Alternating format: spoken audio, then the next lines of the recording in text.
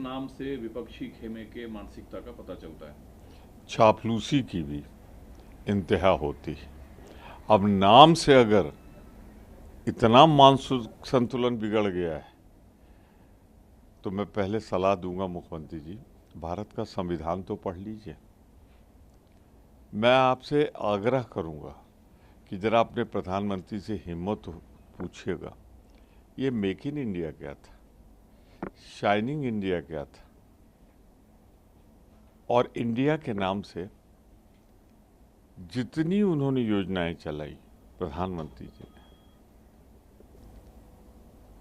उन योजनाओं में इंडिया क्यों जोड़ा?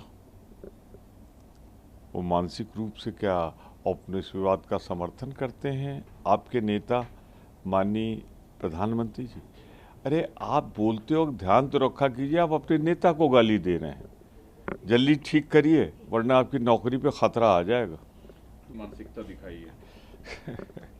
मैं तो सिर्फ ये कहूँगा कि अभी नाम के हालात में अभी हमने काम की घोषणा भी नहीं की। अभी इससे अगर ये हालत है सबके मानसिक दिवालियापन की कि इंडिया टुकड़े टुकड़े नजर आ रहा है। अरे जिस पार्टी के साथ आप खड़े हैं ना, उस पार्टी ने धर्म मजहब के नाम पर इस देश को हमेशा बांटा है। लाशों की बुनियाद पर उन्होंने अपने सत्ता का महल खड़ा करने की कोशिश की। कभी गुजरात घूम आइएगा। मैं और बातें नहीं करना चाहता, पर इतना जरूर कहना चाहता हूं, इंडिया का अपमान मत करो, भारत देश का अपमान मत करो। अगर तुम्हें इंडिया नहीं पसंद तो जहां चाहे चले जाओ, लेकिन इंडिया जिंदाबाद, भारत माता जिंदाबाद। सर, इंडिया आज के भारत के युवाओं की आइडेंटिटी है, ये नाम उसे गौरवान्वित करता है। लेकिन कहा जा रहा है कि ये नाम जब रखा गया उसमें नीतीश बाबू से चर्चा नहीं किया गया, जिस वजह से वो नाराज हैं। फिर कह रहा हूं, सिर्फ नाम सामने आ से डरे सहमे भाजपाई मानसिकता की ये हालत हो गई।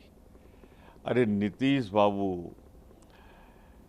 हमारे लालू जी, ये तो आर्किटेक्ट है, और वो उनसे ज़्यादा प्रसन्न कोई है ही नहीं बंगलौर के बाद। लेकिन ये दिखाता है डर, भय, आत्मविश्वास की कमी।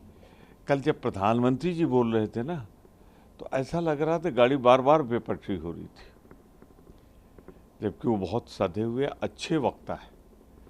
पर कल ना फ्लो था, बस वो बेंगलोर बेंगलोर बेंगलोर। अरे कुंडली दिखवाओ भाजपा की, इसमें कर्नाटक के साथ तुम्हारा कोई ग्रह दशा है जो तुम्हारे पतन का कारण बन रही है। कर्नाटक के बाद, चुनाव परिणाम के बाद आपकी ये हालत हुई। या बंगलोर में अधिवेशन हो गया तो और सन्निपात हो गया। अभी आओ आगे क्या होता है देखो। आप सब तारीफ, पारिवारिक पार्टियों का गठबंधन है, बच्चों के भविष्य को सिर्फ देखना है, भारत के भविष्य से कोई मतलब नहीं है। देखिए, घबराहट में आदमी कभी कोई गलती जो नहीं करना चाहता उससे वही हो जाती। जब वो बोल रहे थे ना, तो शायद मंच पे बैठे हुए पवार साहब, उप मुख्यमंत्री, महाराष्ट्र की तरफ देख के बोल रहे थे। अरे उन्हीं के लिए तो भोपाल में बोला था उन्होंने, इसी एनसीपी के लिए ना, कि 70,000 करोड़ के घोटालों वालों की जगह जेल है। और जब वो मंत्रिमंडल में सामने बैठेंगे तो कहीं ना कहीं से जबान तो लड़खड़ाएगी ना। चेहरे पे तो भूल गए होंगे कि वो दिल्ली से बोल रहे हैं कि भोपाल से बोल रहे हैं।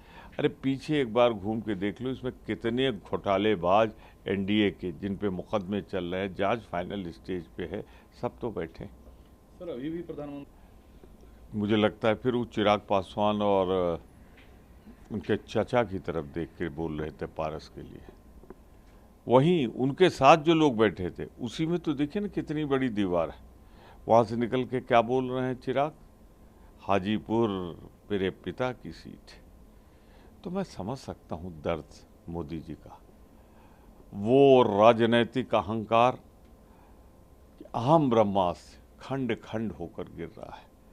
उनके सामने उनको सत्ता जाती हुई दिख रही है और इसीलिए ऐसा कर रहे हैं। मेरा एक विनम्र सुझाव है उनसे कि राजनीतिक जो कभी घटना चक्र खिलाफ जाए तो उसे शांति के साथ, सद्भाव के साथ स्वीकार करना चाहिए। 39 का आंकड़ा डरा। बहुत डरा रहा है, बहुत डरा रहा है कि क्या तस्वीर हमारी जनता के बीच में जारी होगी। देखिए, इसको आंकने का एक रास्ता है।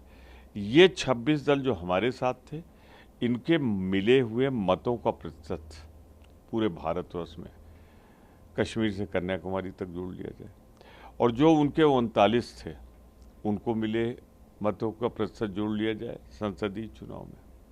अरे इसमें तो कई ऐसे हैं जिनके पास एक एमपी नहीं, एक एमएलए नहीं, कुछ तो ऐसे हैं जिनका भी रजिस्टर्ड दफ्तर ही नहीं खुला है, और कुछ तो ऐसे हैं जो पंजीकृत भी नहीं है। तो ये जो उन्होंने कुनबा इकट्ठा किया है ना, वो पहाड़ा पढ़ रहे थे कि देखो उधर 20 हो गए, 22 हो गए, पढ़ाओ, कोई नहीं मिला तो स्टूडेंट यूनियन ही बुला ली। मजाक हो रहा। आपने कितने पूर्वोत्तर राज्य के लोग रखे उसमें, आपने कितने पार्टी के रखे।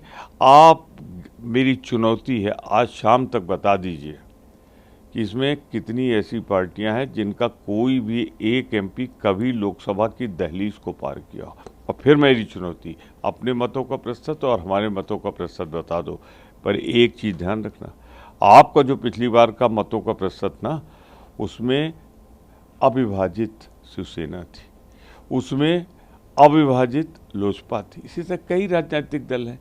गठबंधन इसीलिए तो किए जाते हैं कि एक दूसरे के जहां मत स्थानांतरित हो वहां उससे एक समीकरण बनता है।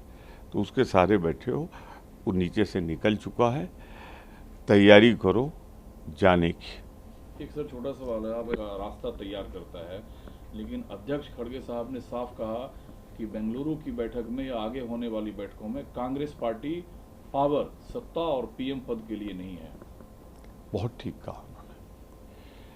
जो देश की आज़ादी के लिए लड़ रहे थे ना, कांग्रेस पार्टी सत्ता के लिए नहीं लड़ रही थी, देश को आज़ाद कराने की लड़ाई लड़ रही थी। और आज फिर देश की दूसरी आज़ादी की लड़ाई शुरू हो गई। मैं इसको विस्तार से कह देता हूँ, वो लड़ाई थी सबको बराबर का अधिकार दिलाने के लिए, अपना संविधान, अपनी सरकार के लिए। आज कर क्या रहे हैं लोग, हम दो हमारे दो, संविधान प्रदत्त अधिकारों का हनन कर रहे हैं। आज ये लोग जो हर इंडिविजुअल को, हर एक नागरिक को अधिकार थे, उसे बंद कर रहे हैं।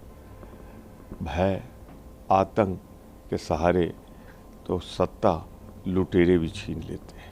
आप राजनीतिक दल हो, मत लूटो लोकतंत्र के अधिकारों को।